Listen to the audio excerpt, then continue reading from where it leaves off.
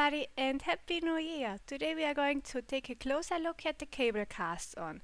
I have two methods for you. One is the classic method with the slip knot and the second one is a knotless method. So if you are here for the knotless method, I have included some timestamps so you can directly jump ahead.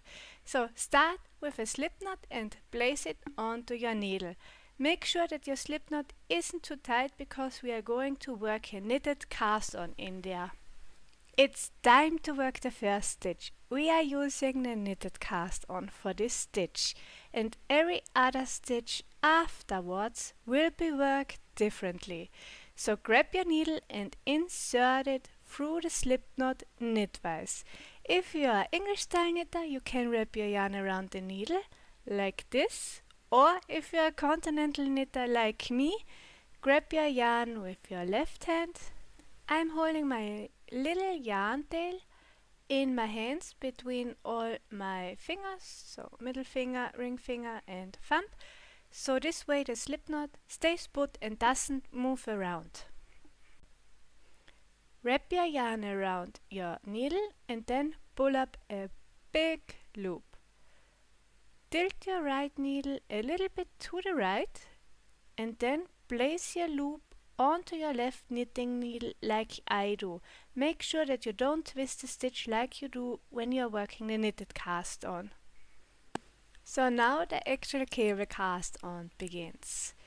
You have two stitches on your needle and you want to insert your right knitting needle in between those two stitches. Make sure you come through the middle. See, I'm not inserting my knitting needle into the stitch. I'm inserting it in between those two stitches. Wrap your yarn around and pull through a big loop. Then tilt your knitting needle a little to the right and place it onto your left needle like I'm doing. But don't tighten your cast on yet.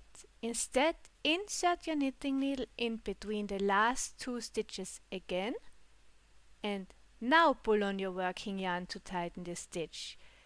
This makes it easier to insert your needle again through the stitches and you get an even tension. So wrap your working yarn around the needle again and then pull up a big loop. Tilt your knitting needle a little to the right and then place the loop on your needle like I'm doing. Don't tighten the stitch. Insert your needle in between the last two stitches and now pull on your working yarn to tighten the stitch. Wrap your working yarn around the needle and pull up a big loop. Tilt your knitting needle to the right and then place your loop onto your left needle. Repeat this process until you have cast on enough stitches for your project. Always insert the right needle in between the last two stitches on the left needle, wrap the yarn around your needle, pull it through the two stitches to create a new loop and then place this loop on your left needle. When you are finished with your cast on, start by knitting your first row. The very first slip knot and the knitted cast on stitch is technically different from the rest of the stitches. Even if you can hardly see it and it does not stand out at all, but if you know it's there, you might still enjoy having an option that feels completely knot free. So let's work one slip knot and right next to it on this little short tail work a second slip knot.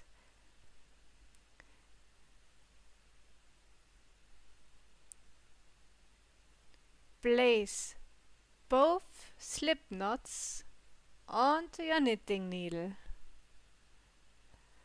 And do not worry about the big gap between them because we will unravel this later. So just ignore it. So we have now the perfect setup for our first cable cast on. insert your right needle in between those two slip knots through this huge gap. Then wrap your yarn around the needle and pull up a big loop. Tilt your knitting needle to the right and then place it onto your left needle. This is your first real cable cast on. This is your first stitch. These two slip knots will not count as a stitch. Then insert your needle again in between the slip knot and the cable cast on, wrap your yarn around, pull up a big loop, take your knitting needle to the right and then place it onto your left needle. From now on, continue exactly as you would for a regular cable cast on. Always work in between the last two stitches on the left needle, draw up a big loop and then place it back onto your left needle. So I will cast on the stitches a little bit faster. If you jumped ahead to this method and you don't know how to work the cable cast on, please jump back to the first method because there I showed you the cable cast on a little bit slower.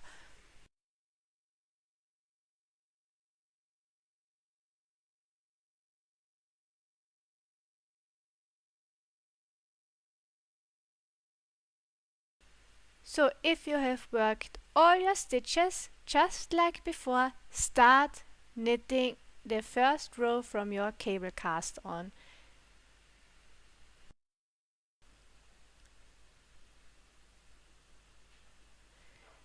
When you reached your two slip knots, just slide your left knitting needle out of them and pull on your little yarn tail to undo the slip knots. Pull a little on this yarn tail again to tighten up your first cable cast on, and you can see here you have a really nice edge without a knot.